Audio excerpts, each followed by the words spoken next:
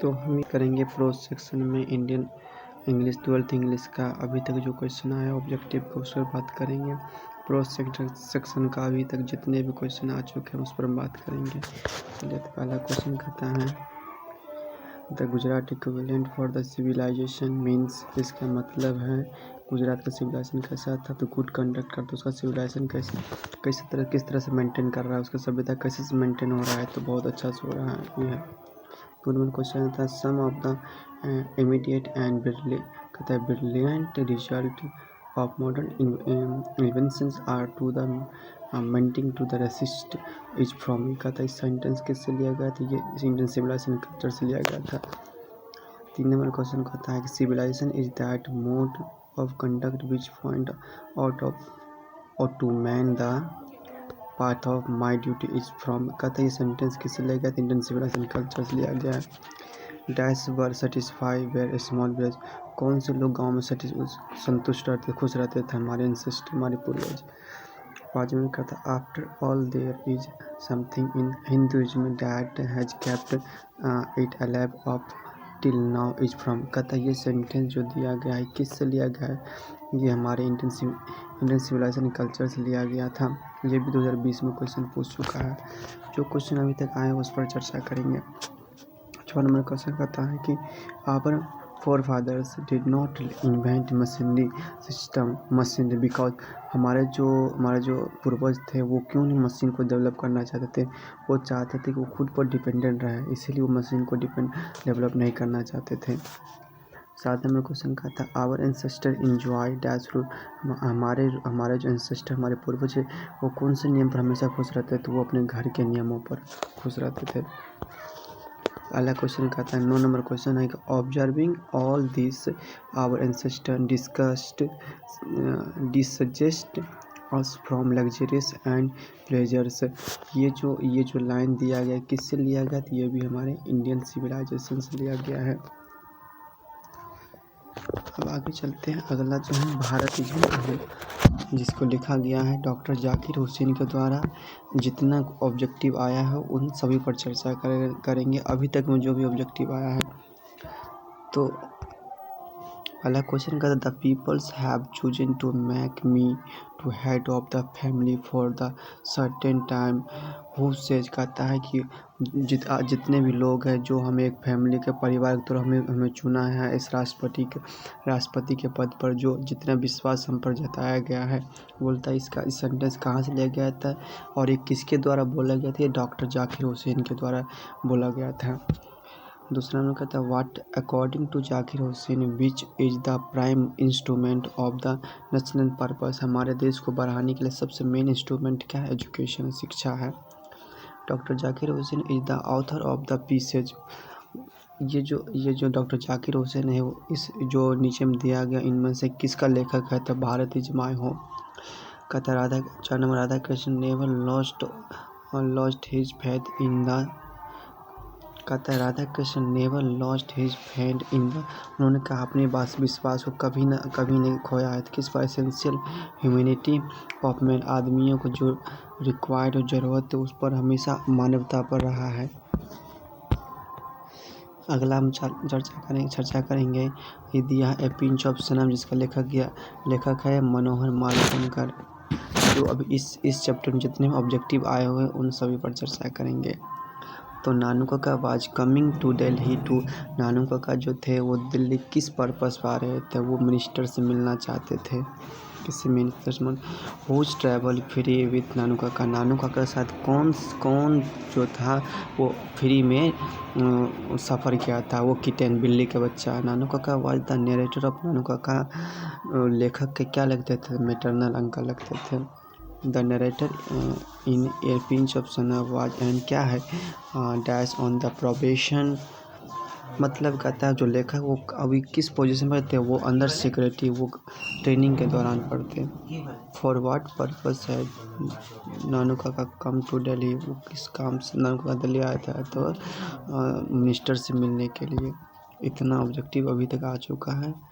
अब चलेंगे अगला आई हैव अ ड्रीम, मेरी एक सपना है।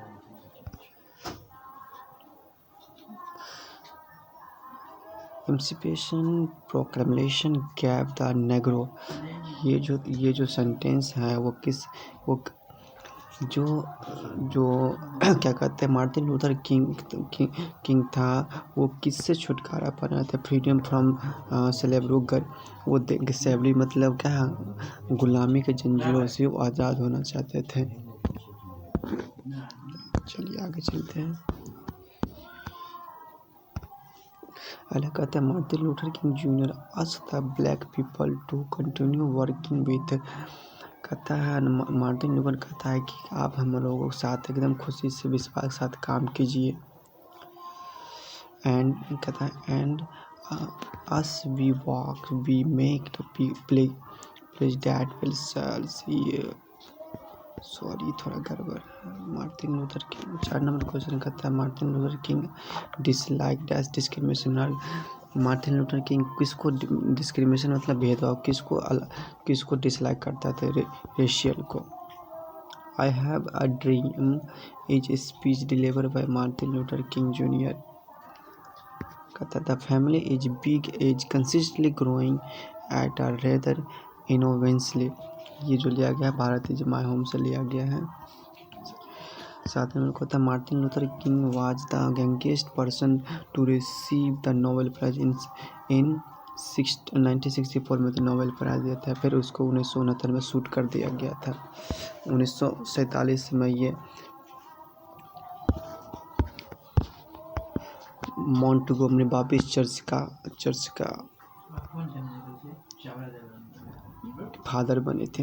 अगला कहता है idea that have help. Idea जो है विचारधारा है, इंसान को आगे बढ़ने में सबसे रोल अदा करता है। इसका लेखक क्या है? तो बर्ट्रैंड रसल के द्वारा इसका लिखा गया है।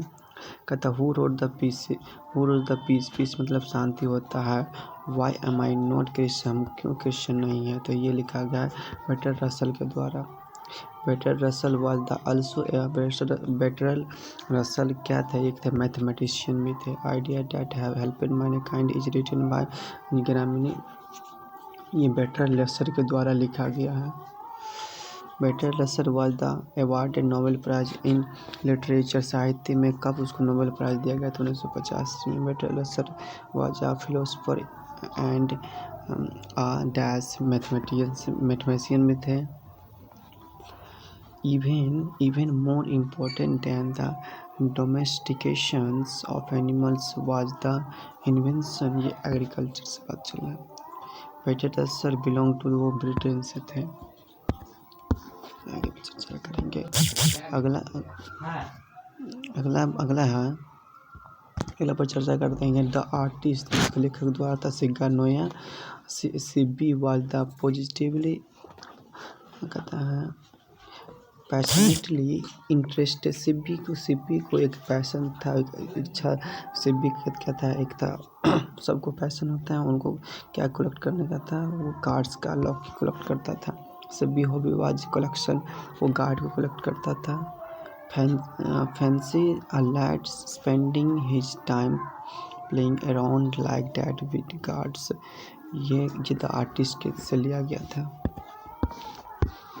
अगला कहता है अ चाइल्ड इज बोर्न, जिसको लिखा गया है जर्मन ग्रीयर के द्वारा लिखा गया है अ चाइल्ड इज बोर्न। इससे जो क्वेश्चन आएगा वो अभी तक चर्चा करेंगे।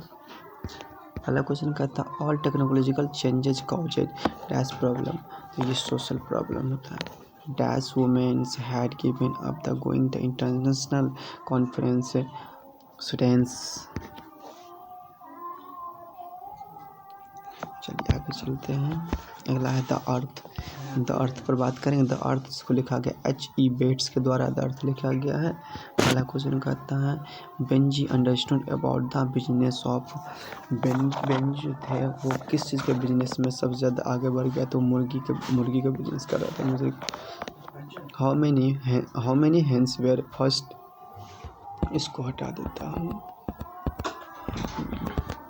हाँ, कहता how many hens were the first cape the Benjy. पहली बार बेंजी को कितनी मुर्गी दिया गया था? तो वो 1 दर्जन दिया गया था। Deeply and painfully upset, they went the man named Sanders and told him to how it was his fun. ये एक सेंटेंस है, ये किससे लिया गया था? द अर्थ से लिया गया था। सेंडर्स जखन नाम आवे तो बोलिएगा द अर्थ से लिया गया है। अगला है India through a travel I. जितने ऑब्जेक्टिव है उस पर चर्चा करें। पहला क्वेश्चन कहता है India was the part of the background of किसका? द पल्स मतलब मोती होते हैं, बॉक्स ऑफ लाइफ। अगला को होता है मैरिज प्रपोजल। जो अभी तक क्वेश्चन है उस पर चर्चा करेंगे। मैरिज प्रपोजल इसका लिखा गया है एंटोन चेखव के द्वारा लिखा गया है। जो क्वेश्चन आए हैं देखिए, जो क्वेश्चन है उसी पर चर्चा करेंगे। अब मैरिज प्रपोजल इज क्या थे? एक कॉमेडी थे। लोमो is a man of test treatment, ये आपको नर्वस थे। Anton Chekhov was a doctor थे। तो इतना देखने के लिए धन्यवाद। बस इतना ऑब्जेक्टिव था।